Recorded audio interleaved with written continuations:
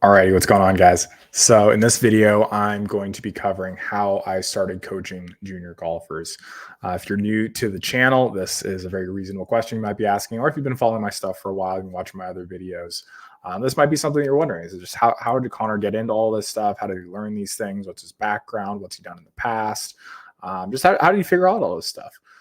So in this video, I'm going to be trying to kind of answer those questions. If you're new to the channel, obviously, if you enjoy this makes sense to you, you like my other videos, go ahead and subscribe. And if you enjoy this specific video, I really appreciate it if you leave it a like. So let's go ahead and jump right into it. So my journey starts where most people's journeys start in golf. I played junior golf. Started relatively late. I'll kind of walk you guys through that, but I started as a junior golfer. So I kind of know what that's like. From there, stopped playing junior golf. I ran into some roadblocks I'll kind of walk you guys through, but walked away from it.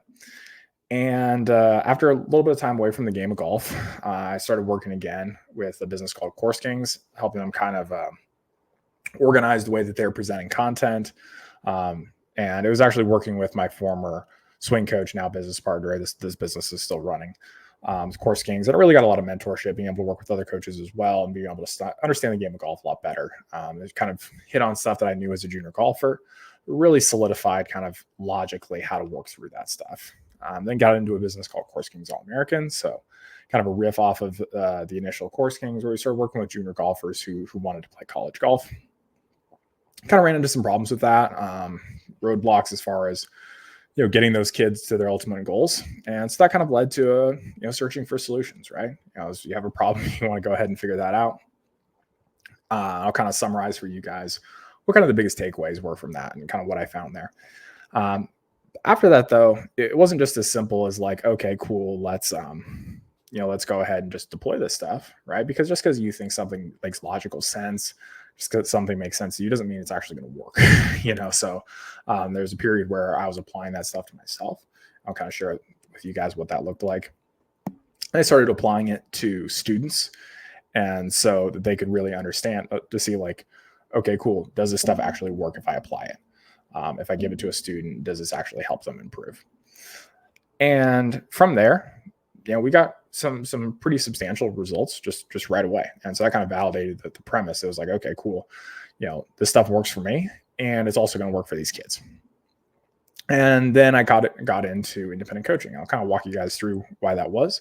But the biggest reason was this initial Course Kings All-American program was a full service program. So, we had students who were working with them on every parts of their game. There's full swing, their strategy, tournaments, all that different stuff. They had to fly out to Memphis, Tennessee.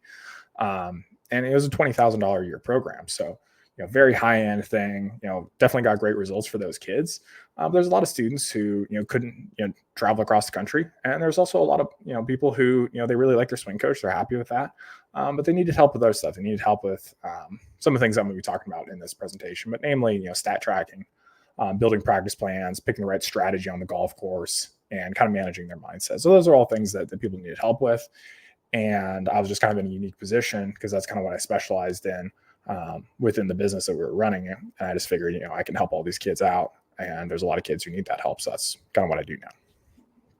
All right. So kind of let's go ahead and jump into the junior golf career. So I started super late. I would not recommend this path. Obviously, it didn't work out that great for me. And like I said, I would not recommend it. So I started playing golf at 16. Worked super hard. I played golf pretty much every single day for about a year and a half. And I was able to get myself to a scratch golfer in about 18 months. Now, granted, I'm 6'2". I've got an athletic background, so I was swinging a driver probably 113-ish miles per hour, somewhere in that ballpark. So plenty of speed. And so for me, it was if I was able to find my golf ball, I was going to be able to shoot pretty good. At that point, college wasn't even on my radar. I was just doing it for fun. And so I got to the point where I started getting people telling me, hey, you're really good at this. You should try and play college golf. And of course, I didn't know anything about what that meant or anything really, or what that entailed. But I started working with a swing coach. Now work with him as a business partner, Jeff Smith. But we started working together, and I kind of ran into some major problems. So we got really focused on the golf swing, and I would say my golf swing got substantially better, like way better. But if I were to look back on my junior golf career, and when I do look back on it, I didn't really have a lot of structure around how I practice. I would just go out there and beat balls for hours. And then when I felt like it, I would go play. And what it kind of led to was I kind of gave myself a false positive where anytime I go out there and play, like I'd been, either been beating balls or I was feeling good. I go out there, shoot a score, I shoot around par, I shoot under par. And then you go around, you get into a tournament and you carry all that pressure with you because you're just like, oh, I should be able to shoot this score or I should be able to shoot at this level because that's what I did, here. And this didn't really work out that way. And at this point, I've kind of found that that's the way it is for a lot of junior golfers. But that's how it was for me. Whereas I would work really hard, get good results in my practice, then I go into tournaments, and it's just like, what happened? Like, what's going on here? And so that kind of screwed with my head. That made it really, really difficult because, I also felt like time crunched. I was 16, 17 years old, trying to play college golf. I had like a year in my mind. I was like, oh, I got to go out there and win a tournament to like impress coaches or whatever. And just didn't really have a great strategy towards things. I didn't understand what the things I needed to be looking at were. I didn't even understand that rankings were a thing. No one was telling me, hey, you better get ranked, or hey, this could be a helpful thing for you. Nothing like that at all. I didn't have any concept of which colleges I should go to or not go to as a goal. I was like, I want to go to Division I program. I want to go to Oregon or UNLV, and those were just kind of poor selection choices for me. If I could go back and consult myself, I would have give myself different advice, which you guys kind of see throughout this. But that was kind of the main problems I ran into is that I didn't have a plan. I was going out there, I was working really hard. I'm a world-class swing coach. But it was that you go into every tournament, you're like, I hope I win this, or I hope I do really well. And if you don't do well, you're like, oh, it must be my golf swing. Let me go work on that again. And that's, as you guys will see throughout this, that's not really what I recommend anymore. So that kind of got me to a point where I transitioned out of junior golf, and I was looking at it and I was like, okay, cool. I'm pretty decent at this. And I got to a point where I was, probably +2, +3, something like that. Granted, that's overall, right? That's not necessarily in every single tournament. And so I was looking at that, and my ultimate goal is to play professional golf. I didn't want to just go play college golf and then go do whatever. I wanted to actually go on and play professional golf. And so looking at that, being around Jeff, like I had an opportunity to play with a lot of really great players, like players who are on the PGA Tour now. One of the guys was, I always remember this story. One of the guys that Jeff was working with at the time that I got to play with a few times is a guy named Aaron Wise. And I think he got to like 50th in the world or something like that. Won the PGA Tour Rookie of the Year in 2018. But anyway, I remember playing pretty good. We played like 9 holes together. And I felt like really good about it. I shot like 35. I was at a TPC Summerland. I think it was from the tips. Shot 35, 1 under, front side. Well, Aaron goes out there and shoots like a 31. I was like, oh, he wasn't even paying attention. He was just like one-handing putts into the hole and, beat the brakes off me. I was like, I can't compete with this. I mean, this guy's going to beat me by 20 shots in a 4-day tournament. So I was like, okay, cool. This isn't going to work out for me. And so my biggest takeaway there was just like, I wasn't good enough. That was how I reconciled it to myself.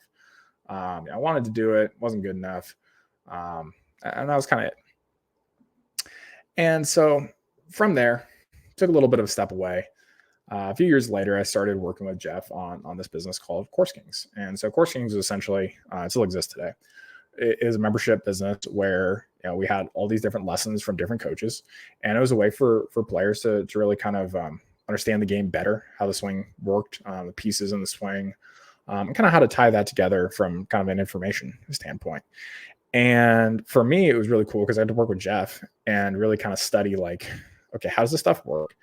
And also, how does this stuff all fit together? Right. It's one thing to understand the golf swing. It's one thing to understand like, oh, like hand path depth or wrist angles or stuff like that. Maybe that's like, you guys aren't super familiar with that necessarily, but those kinds of things. But it's another thing to know how that fits in the entire game. And that was kind of my job, is to say like, how do we make this website really function and flow nicely? And so because of that, I had to consume a lot of content and really study this stuff and kind of apply those ideas and say like, okay, well, if I go out and apply this, like, how does this work for me? And, what's kind of missing from this membership? How do we improve it? That was really kind of, my role there. So eventually we ended up getting approached by another group of guys who are like, oh, we should do this for junior golf. And Jeff and I were like, yeah, that sounds cool. But we're just going to do it on our own. And we've got kind of this approach to it. So we're just going to go ahead and do that. And we ended up bringing another guy in, a guy named TD Luton, who's the assistant coach at Duke for 4.5 years. And so that was a really cool experience for me being able to learn from TD because he was actually a coach. He was actually recruiting kids, and I was able to like pick his brain and figure out like what are the steps because that was like my main role there. It wasn't so much like that I was some genius, golf instructor, but I was good at putting the pieces together. I'm a very analytical minded person, and so I can kind of look at stuff and pull out like why does this thing work. And so that's what I do with TD and Jeff. It was kind of like, okay, we want to help these kids play college golf. Like, what are the steps that go into that? And so there's a lot of talking to TD and Jeff and be like, all right, well, we're the kids we've gotten, recruited, and what did you do for them? And so we started kind of like to design the program. And I kind of mentioned this earlier. That became a comprehensive program because every kid that they've worked with, they've done everything with them. And so that was just kind of how they understood it. It was just kind of like this full-time thing. And we're kind of trying to figure out like, how do we make this in a repeatable process, right? Because it's one thing to just say, hey, kids who are successful, they just come out with us all the time and they spend $100,000 a year on lessons. But that's not, number one, that's not realistic for the majority of people. And number two, it doesn't really distill down, like, what are the essentials here? What are the things that we really need to do? How does this thing work? And then how do we, fill those variables? So that's kind of like the main thing we were trying to figure out. But in the initial stages, that became a comprehensive program, which, like I said, ended up being a $20,000 a year program because it was very intensive. It was online lessons, it was in-person lessons, it was traveling to Memphis. It was all this stuff. But there were a few kind of problems that we ran into. Biggest thing was the kids' swings would improve, but their rankings wouldn't necessarily go up. Right. So that we would work on their swing and be like, swing's looking really good. This is what I had, as a junior golfer. And I know this is what a lot of junior golfers experience. So they go out there, they work with a coach and be like, swing's looking great. They go into a tournament. Either they don't play well and it's like, why did I shoot 85? Or they go into a tournament and they do play well and the rankings don't move. Or maybe even worse, the rankings get worse. And it's kind of like, well, what's going on here? Another thing that would happen is their scores or like their swings would improve. Be like, swing's looking good. But they wouldn't shoot better scores, right? Be like, we're improving, but we're shooting the exact same scores. And we're like, well, I guess we're not improving, right? So there's something missing there. And there's really no grounding in reality for the families on where they were at. And it's not the family's fault. It was, to some degree our fault and just kind of how things were. But, because we weren't able to say like, okay, cool, our rankings are improving or our scoring average is improving and that's contributing to our rankings. It just became this kind of like, well, I don't know where I'm at relative to where I'm trying to get to. So it just kind of creates this perpetual anxiety loop, which is really brutal. It's brutal for us as coaches because we're obviously trying to help these kids. We care about them. But when the only metric is like, hey, did your swing get better? It's really difficult to know where you're at. And you can have a kid whose swings looks really good, but he's not shooting the scores that he needs to, or he's not in the position rankings wise that he needs to be. And if we're not guiding them and consulting and saying, hey, here's where you need to be, and here's kind of like where we're off track, and here's what we need to do to fix that, like all you're left with is anxiety, right? So those are kind of like the problems we ran into. So for me, I'm kind of looking at this and I'm just like, man, we need to make this a little bit more predictable and systematic. Otherwise, we're just going to have this anxiety all the time. That's just going to be a rough business to run because you want to be able to talk to people and, if somebody's interested, you want to be able to be like, yeah, we're going to get you there. And if we don't have like an exact process, we're going to walk you through this. Like, I can't say that. I feel really uncomfortable saying that. So here's kind of what we ended up doing. Went down this rabbit hole and be like, man, what are these coaches looking at? And more importantly, like, what was turning these coaches off? Because we got like a world-class coach. We can get in front of them. A lot of people think that it's like time in front of a coach, right? You need to talk to, coaches. You need to go to camps. You need to do stuff like that. And we kind of found is like, no, that wasn't the important thing. The important thing was if you're not ranked well enough, specifically on Junior Golf Scoreboard, but just in general, Junior Golf Scoreboard is just the largest. Obviously, if you're ranked really, really well on like Rolex rankings, then that works too. But if you're ranked really well on Rolex rankings or just ranked in general on Rolex rankings, you're pretty much going to be ranked on Junior Golf Scoreboard as well. So ranking heavily tied to recruiting. So grades in there, yes. Standardized test scores, yes. Attitude, sure. But the main thing is rankings, just realistically. Everything else is kind of secondary to that. So that was super important. And ranking specifically is tied to the course difficulty and the scoring average. That it boils down to what's called scoring differential, which is kind of the distance between those two. Just kind of an easy way to understand this is for the handicap system, for the GIN handicap system, It's looking at the top 20%, the average of the top 20% of your rounds in your scoring differential, right? So if I go and play golf course as a course rating of 74 and I shoot 71, that's a scoring differential of -3, right? So for Junior Golf Scoreboard specifically, the scoring differential is looking at the top 75% of your rounds. So still not all the rounds, but it's looking at the top 75% of your rounds. Okay. It's a lot more conservative than a handicap system, which is why I don't like handicap as a metric in general. I think it's almost completely useless because I know players who are +2s who play at Division I programs, and I know players who are +5s who don't score nearly as well in tournaments who play Division III programs. So I don't really like that as a metric, but those two are really, really highly correlated. So if we want to just boil this down, if you know what your scoring average is, you're going to know what your scoring differential is based on the difficulty of the golf courses you're playing. So those are just super connected. Those are kind of the main things that factor into rankings. Now, once we've got that, now we got to break down those two variables, right? So scoring average is made up of statistics, right? So it's like, it's not just, hey, I shoot these scores. Great. Now I'm going to go work on my swing and somehow that's going to make my scores come down. There's going to be different parts of the game, right? We should be able to measure those different parts of the game or different skills based on our statistics. And those statistics should be able to predict for us what we're going to shoot. If our statistics can't predict for us what we're going to shoot, they're kind of useless statistics. And then there's tournaments. Some tournaments are better than others, right? Some tournaments are on short Mickey Mouse golf courses and some tournaments are on real golf courses, right? That's kind of like the best way to put it. That's kind of like what this kind of like boiled down to. And so just kind of like to summarize for you guys here, scoring average for Division I program ended up being about 72 to 74. The tournament difficulty, roughly about 7,000 yards. Those are, if you kind of have those two variables here, if we look at your Junior Golf Scoreboard, all your tournaments you're playing, they're all 7,000 yards, you got a scoring average of like 73, you're going to play Division I golf. Like that's, unless you're bad grades, bad SAT scores, but if you got those characteristics, like you're going to do well. And the last thing that I kind of found, because I did a real deep dive in stats, is your stats kind of have to be in certain ranges in order to have a scoring average 72 to 74. So for example, you're not going to have a scoring average 72 to 74 if you hit 40% of your greens. It's just not enough. It's just too hard. Yeah, in theory, you could be like, well, I need to get up and down more often. But you're not going to be able to do that. You're not going to be able to do it at a high enough rate.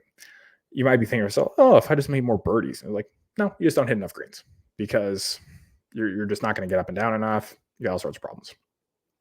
Same thing is true. It's like you could hit a bunch of greens. You could have really good ball striking. You could have really good putting. You have all this stuff. If you're banging 2 balls out of bounds per round, good luck. It's too hard to recover from. And so you can kind of like boil down the stats and be like, okay, if you want to have a scoring average 72 to 74, average, right? It's not just your good scores are sometimes 72 to 74. I'm sure we can shoot 72 on 40% greens every now and then. But the point is, on average, we're not going to be very successful with that. And so understanding that really gave me some concept to understand, like, okay, cool. These players aren't shooting way, way, way under par, and that's why they're getting recruited. They have a really solid average performance, and they're able to play that on a real golf course. That's kind of what it boils down to. Now, at this point, I didn't want to just say, all right, here's gospel, right? Because I didn't know. And I still had the kind of mentality of like, oh, well, I didn't make it in junior golf. So like, who am I to say this? So what I ended up doing was I said, okay, cool. These ideas are interesting, especially the statistics. Let me apply this for myself. I was around that time, I'd kind of gone out of the college, phase and was making enough that I could say, okay, cool. Let me go ahead and get a country club here and let me start working on this stuff. Let me have enough time to do that. Now, complications in family life made it so that I could really only go out about 2 or 3 times a week, which might sound like a lot for some of you guys, but if you're playing junior golf, I bet you're at least doing 2 to 3 days a week. So that's kind of what it looked like for me. And my approach to that was like, I want to validate the stuff that we're teaching these kids. So I want to take the stuff we're teaching and be like, all right, cool. If I do it, does it work? Because if I can't do it exactly right, our kids aren't going to be able to do it. And so I said, okay, cool. I need to be able to do this stuff exactly right. All right, great. And other variable, I don't have a lot of time. I don't have a lot of time to actually go out here and practice. And so I was like, okay, cool.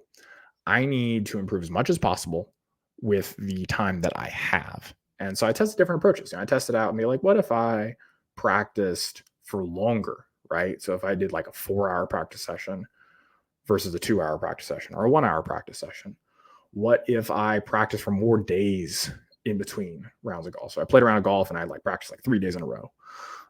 Versus like, what if I just practiced 1 day in a row? What if I didn't practice at all? And from that, I was kind of able to discern out like what really worked the best, because I was actually like tracking my numbers and I was really like, well, what if I did this? What if I did this? What if I did this? And so I kind of found that the best way that I found to improve is I would play at least 1 round of golf per practice session. So the way I kind of conceptualized that, it was like every practice session had a clear agenda. Be like, oh, you missed, you're not hitting a high enough quantity of shots from 100 yards on the green. Be like, okay, cool. When you're in practice, you're going to hit 100-yard shots onto that green for this specific amount of balls, and you're going to grade yourself on how well you did compared to how you did on the golf course, right? So it's not just, hey, I want to do good. It's tethered to what's already realistic on the golf course, right? And so that was how I built my practice. It's just every particular thing that I was struggling with that my stats were telling me, I said, okay, cool. We're going to have a practice session or practice station that's going to work on that specific thing. So as a result of that, I ended up dropping about 5.9 shots off my scoring average about 2.5 months. Now, I think that was fairly extreme, but I was able to be very, very consistent. And so that's what happened for me. So at that point, I was kind of like, okay, this stuff works. I kind of got to the point where I was even saying to Jeff and T, I was looking at it, I was like, man, I don't play golf. I play golf like 2 days a week, 3 days a week. I've shot under 66 twice in 2.5 months, and I barely play golf. There's no reason these kids who play golf every single day should be struggling to break 85 or 80 or 78 or shoot, even in the 60s, right? I was kind of like, okay, we're onto something here.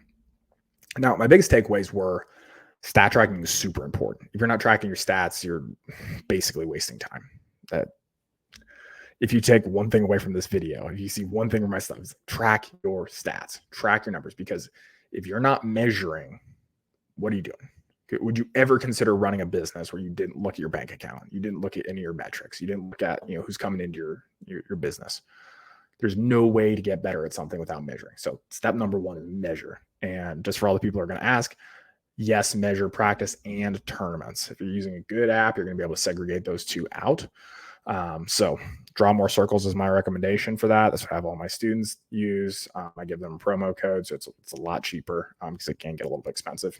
But anyway, that's thing number 1. Thing number 2 is what I call a 1-to-1 practice method.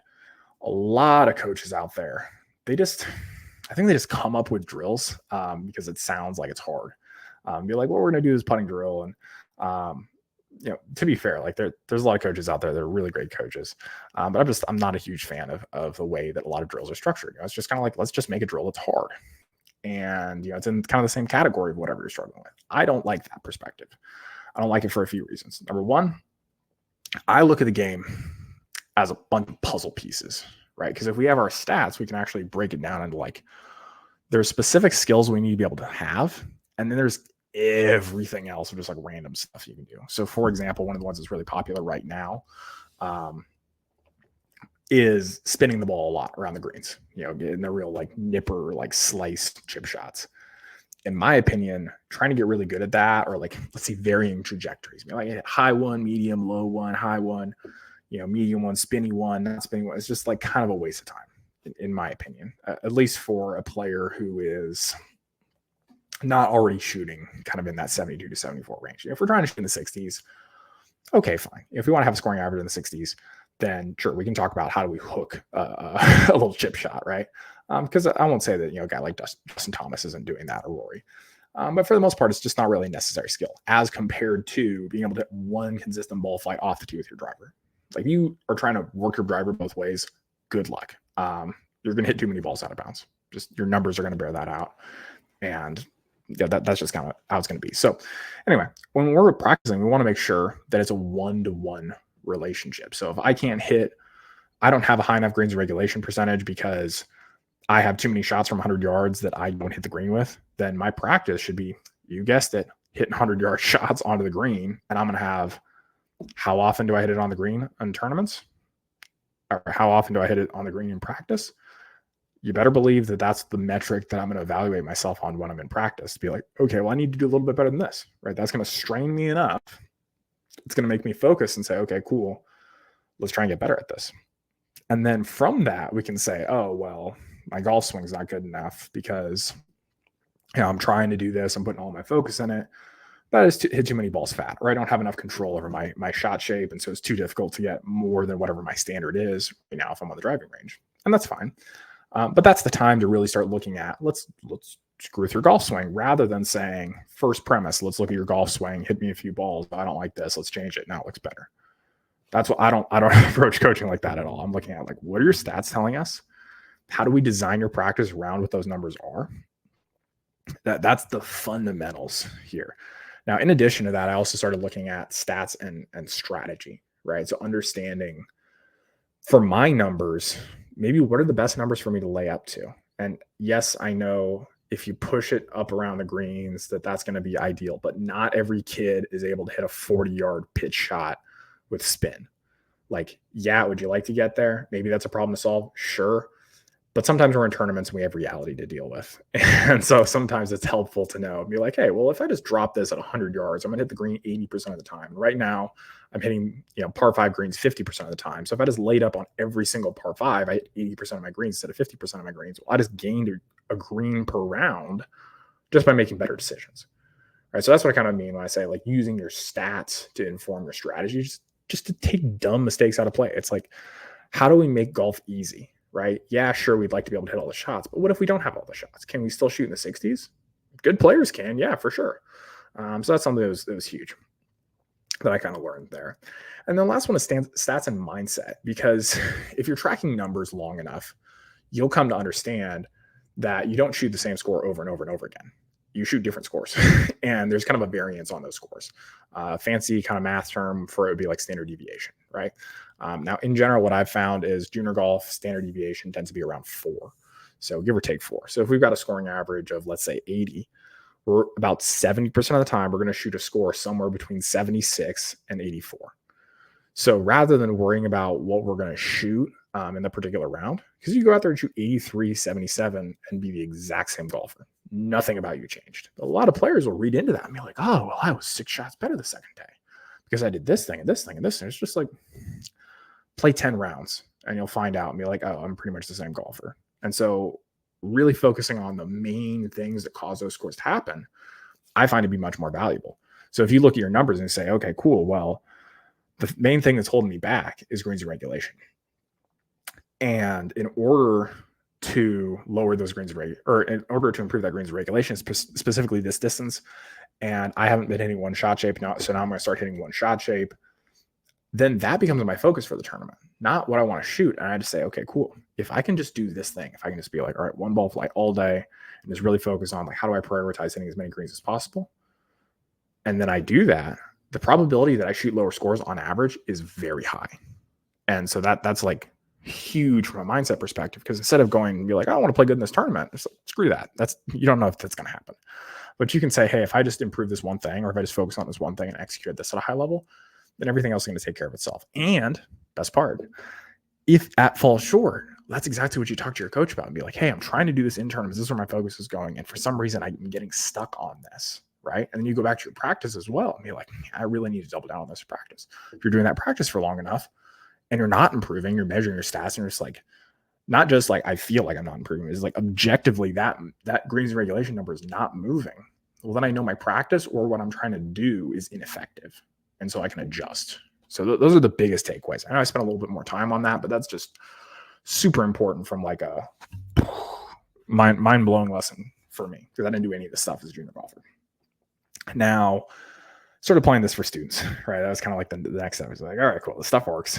I started applying, insisting the students track their stats, because my perspective is like, if you're not tracking your stats, how am I supposed to know where you are as a golfer? I watched you play 6 holes. This drives me crazy too. When people talk about me like, oh, Connor, well, you're not in person. How are you supposed to help these kids? And I'm just like, look, I've given enough in-person lessons and been on the golf course enough times. Watching you hit balls in person tells me almost nothing. because I can look at that and say, well, what if you hit it bad in front of me because you're nervous? What if you hit it good in front of me, but you're comfortable and it's not the same in tournaments? It's just, what if you just played 6 good holes randomly? I'm like, oh yeah, you're ready. It tells me nothing. Whereas if I can look at like 10 rounds of data, 10 rounds, 18 holes, I know a lot about your game because I'm going to be able to see and be like, oh, we hit 63% of our greens. Oh, we 3-putt 7% of the time. Oh, we get up and down 43% of the time. Oh, we hit a ball out of bounds, 3% of the time. We make birdie 10% of the time when we hit the greens. That tells me a lot. That tells me a lot about where we need to put our focus. And so that kind of became a priority because we could really drill down and be like, okay, well, this player's struggling to score. What do we need to do specifically to help them improve? Now, once we had that, one-to-one practice, that was huge. So one example, I'm not going to use the kid's name, but there was a player who every round he played, he'd hit like 72% of his greens, 75% of his greens, just a complete ball striker. And he'd shoot 76. And it was just like, what is going on? And at the time, it wasn't really a focus. It was kind of the standard thing. Be like, golf swing needs to improve. I was kind of like sitting from the sidelines. I was like, man, I don't think the golf swing needs to improve if we're hitting 75% of our greens. Right? I was like, maybe it like breaks down, but like let's solve that problem if it happens. But I started looking at his numbers and it was like his putting inside 5 feet, he was making like 60% of his putts, which is not good. We want to be like 90% make rate inside 5 feet.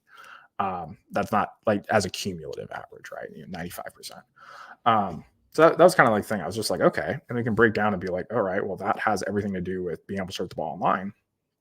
And I was like, that's where the focus needs to go. We need to start the ball in line, and then we made it to make sure on the breaking putts we're having good reads and hitting with a good speed. We're not trying to jam the ball into the hole. But that was like the biggest thing. And so for him in his case, his rounds improved because that got cleaned up. All of a sudden he starts shooting rounds of the 60s. All of a sudden he starts running or winning tournaments because all the other puzzle pieces. That's what I mean when I say puzzle pieces. All the other puzzle pieces were there. He doesn't hit balls out of bounds. Hits a ton of greens. Gets him down a decent amount of time. His lag putting was solid. But just because he was missing too many short putts, now he started making the short putts. Now we start shooting 69, 68, 67 instead of shooting 76 because we're not 3-putting and we're making some birdies. That's really how that shifted.